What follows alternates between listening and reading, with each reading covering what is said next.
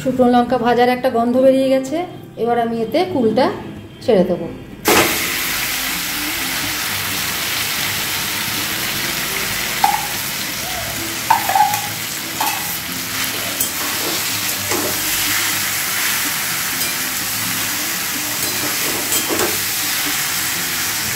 একটু ভেজে নিচ্ছি। এখন আমি কুলের আচার বানাবো, তার জন্য দেখাচ্ছি যে এখানে কিন্তু আমি 750 কুল নিয়েছি। আর এই কুলগুলো একদমই পাকা কুল, সেগুলোকে আমি ধুয়ে পরিষ্কার করে তারপরে ফাটিয়ে নিয়েছি, গোটাগুলো ছাড়িয়ে ফাটিয়ে নিয়েছি। এবার আমি এগুলোকে আচার বানাবো, তার জন্য দেখুন কি করছি। এবার আমি কুকারে এই কুলগুলো দিয়ে দেবো।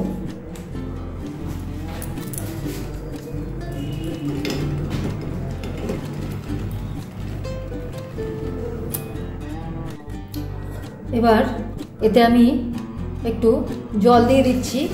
জল দিয়ে আমি জাস্ট 2টো সিটি দেব।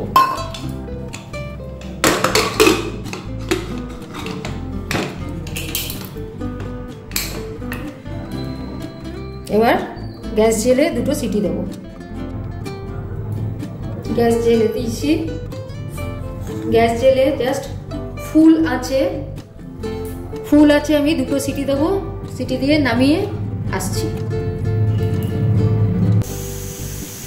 এবার আমি এতে দিয়ে দিচ্ছি 5 ফোড়ন।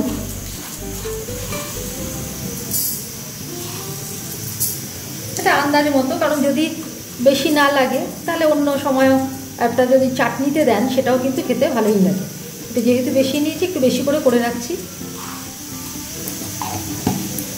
এটা একটু ভেজে নেব।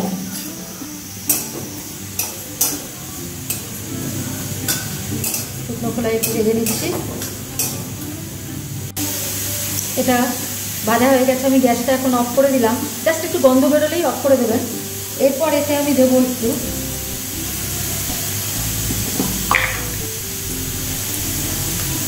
এতে আমি দিয়ে দিচ্ছি একটু লঙ্কা গুঁড়ো।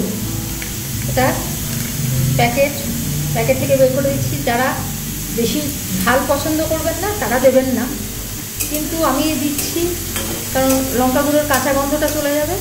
আর আমি একটু টক ঝাল মিষ্টি টেস্টটা বেশি থাকবে, কিন্তু একটু ঝাল মিষ্টি আমার ভালো লাগে, সেই জন্য আমি এটা দিচ্ছি। ব্যাস, আর কিছু করবো না।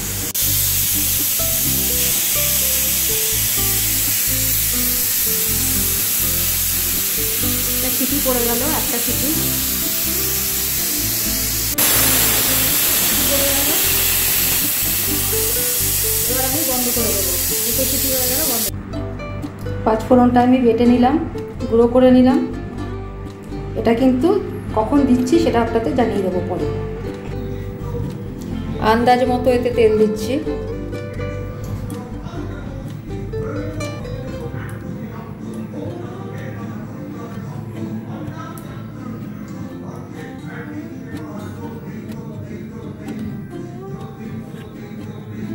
চারকলা মতো তেল দিলাম, কারণ জল দিয়ে একটা জিনিস ইয়ে করবেন, জল দিয়ে যেহেতু প্রেশার কুকারে ফুটিয়েছি, তো জল থাকলে পরে নষ্ট হয়ে যায় আর কি আচার। তো সেই জন্য তেলেতে যদি ভালো করে একটু ভেজে নিই, জলটা মেরে দিই, তাহলে সেই সম্ভাবনাটা থাকে না। সেই জন্যই তেলটা একটু বেশি দিলাম।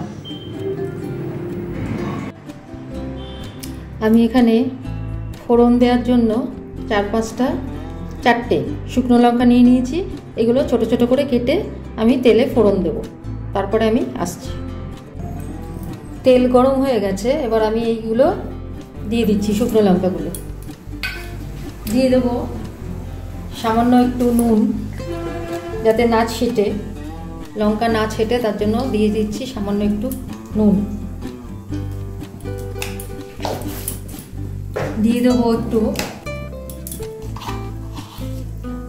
আন্দাজ মতো, যে যার আন্দাজ মতো হলুদ দেবেন। এর কোনো পরিমাপ বলা যায় না, যে পরিমাণে করবেন তাকে সেই পরিমাণে দিতে হবে। শুকনো লঙ্কা ভাজার একটা গন্ধ বেরিয়ে গেছে। এবার আমি এতে কুলটা ছেড়ে দেবো।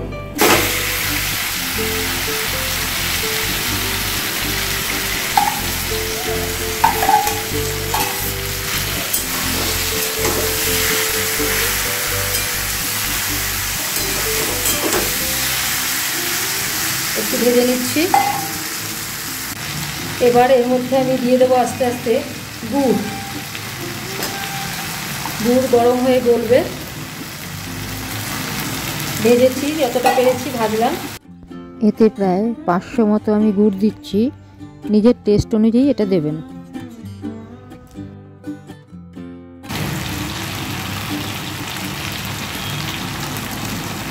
যে যেরকম মিষ্টি খাবেন সেই অনুযায়ী, তবে হ্যাঁ কোনো মতেই কিন্তু এটা টক থাকবে না। গুড় গলতে শুরু করেছে।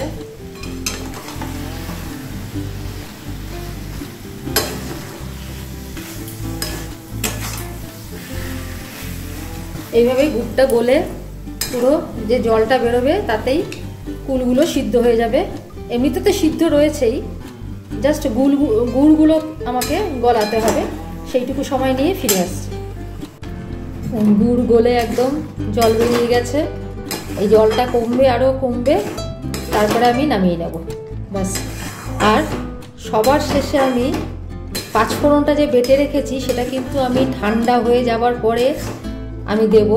কারণ অনেকে ইচ্ছা হলে এই সময় দিতে পারেন, কিন্তু আমি কেন দিই না, অনেক পাঁচফোড়নে দেখবেন কোনোটাতে হয়তো কালো জিরে বেশি থাকে, কোনোটাতে মেথি বেশি থাকে। তো আমি দিয়ে দেখেছি এই গরমে যদি দেন এটা, তাহলে কি হয়, মেথি বেশি থাকলে পরে মেথি গুঁড়োটা এর সাথে একদম মিশে গিয়ে না একটু তিতো তিতো টেস্ট এসে যায়। আর অনেকে আবার এই ধনে গুঁড়ো, জিরে গুঁড়ো, শুকনো লঙ্কা গুঁড়ো, তেজপাতা, গরম মশলা, অনেকে অনেক কিছু দেন। আমি কিন্তু প্লেন করি একদম, আমার ওই সমস্ত গন্ধগুলো ভালো লাগে না। তো আচারে জাস্ট পাঁচফোড়ন, ভাজা পাঁচফোড়ন গুঁড়ো ব্যাস, আর কিচ্ছু চাই না। আর একটু লঙ্কা চাই ব্যাস, আর কিছু না। তেজপাতা, গরম মশলা আচারে পড়ে না, অনেকে দেয়। যে যেরকম ইচ্ছা করতে পারেন। আমার এটা এরকম নামাবো আর একটু ইয়ে করে নিয়ে, শুকিয়ে নিয়ে, ঠিক আছে। আর মনে রাখবেন যে একদম ঠান্ডা করে নিয়ে তারপরে কিন্তু আমি পাঁচফোড়ন গুঁড়ো মেশাবো। তো আপাতত এইটা আর একটু কমুক, শুকোক, তারপরে আমি নামাবো। আর যে যেরকম মিষ্টি খাবেন সেই অনুযায়ী একটু টেস্ট করে নেবেন মিষ্টিটা আপনাদের পছন্দসই হলো কি না সেরকম। আমার কুলের আচার হয়ে গেছে। এবার আমি গ্যাস বন্ধ করে দিয়েছি। এবার এটা ঠান্ডা হয়ে গেছে। এর মধ্যে আমি মশলাটা মিশিয়ে দেবো, মানে যেটা করে রেখেছিলাম পাঁচফোড়ন গুঁড়োটা এবার এতে দিয়ে দেবো। পুরোটা দেবো না, অনেকটাই আছে এর মধ্যে, এতটা দেবো না। এটা দিয়ে আগে ঘেটে দেবো।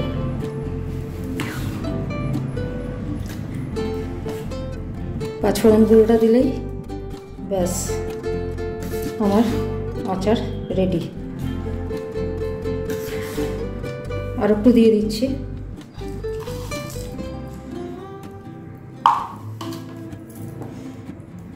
সুন্দর একটা গন্ধ পাঁচফোড়নের। ব্যাস রেডি আমার কুলের আচার। এইভাবে যাদের ইচ্ছা হবে করে খেতে পারেন। একদমই এতে তেজপাতা, গরম মশলা, ধনে জিরে গুঁড়ো কিচ্ছু পড়ে না, শুধু শুকনো লঙ্কা আর পাঁচফোড়ন ব্যাস। এবার এটা পুরোপুরি ঠান্ডা নয়, অনেকটা ঠান্ডা হয়ে গেছে। এবার এটা আমি এই শিশিতে ঢেলে দেব। কারণ পুরোপুরি যদি ঠান্ডা করা হয় সেক্ষেত্রে কিন্তু এঁটে যেতে পারে গুড়, বোঝা যায় না আগে থেকে। সেই জন্য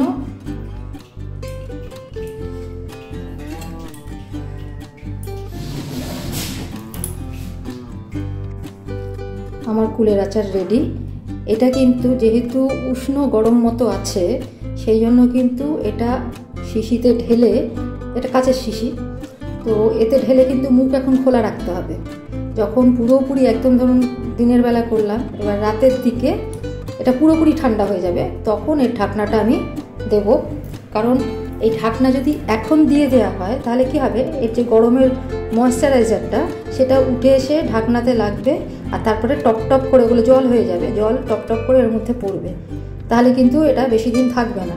সেই জন্য এখন মুখটা খোলা থাকবে পুরোপুরি। এটা দিন না, 5-6 ঘন্টা দিন, একদম পুরোপুরি ভালো মতো ঠান্ডা হয়ে যাক, তারপরে চেষ্টা করবেন। আজকের মতো এখানেই শেষ করছি।